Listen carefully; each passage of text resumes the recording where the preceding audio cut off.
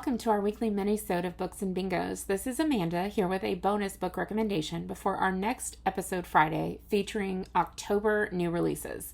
Today I am recommending the middle grade novel in verse Dear Run Home by Clare, LeZotte. It follows Effie, who is deaf. However, no one in her family can speak sign language, which is her language. Effie and her older sister Deja have recently moved into their father's trailer after an incident involving Effie and her stepfather at her mother's house. Her dad communicates through pointing and stomping on the floor and basically yelling at her, sometimes striking her physically. He makes rude, thoughtless jokes to her. Her sister does what she can, but she also doesn't speak sign language. She is older, and Deja is a little upset that they had to move in with Dad because it took her away from her old school that she lived at when they were with their mother. But even if they could understand each other, Effie doesn't feel comfortable telling the terrible secret that she carries with her. Whenever she goes to school, though, she has a amazing ASL interpreter who realizes that Effie is being neglected through not trying to communicate with her at home, from her showing up in the same clothes day after day, her having food insecurity and not knowing where her next meal is coming from.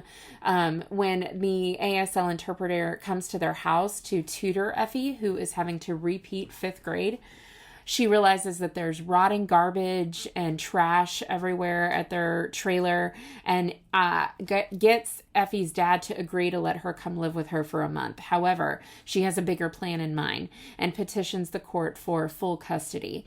Then they go through a court battle, which is very hard on Effie for her to make these claims, but I feel like this title is just, it promotes empathy. It is so powerful, and it allows students to find their own voices if facing a similar situation in their home life.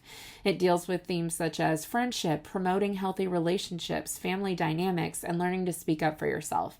This would be an amazing read aloud for grades 5th through 9th. Definitely read the author's note for information on the book's inspiration. I think Scholastic did an amazing job publishing this one. This title releases October 1st. Some content warnings include neglect, sexual abuse, alcoholism, domestic abuse, child abuse, physical assault, animal death, adoption, family court, ableism, emotional abuse, and COVID themes. Thanks so much for tuning in to my mini-sode. If you have any feedback, suggestions, or recommendations, reach out on social media at Books and Bingos or email us at booksandbingos@gmail.com. I'll be back with Rachel on Friday with more October new release books. Happy reading.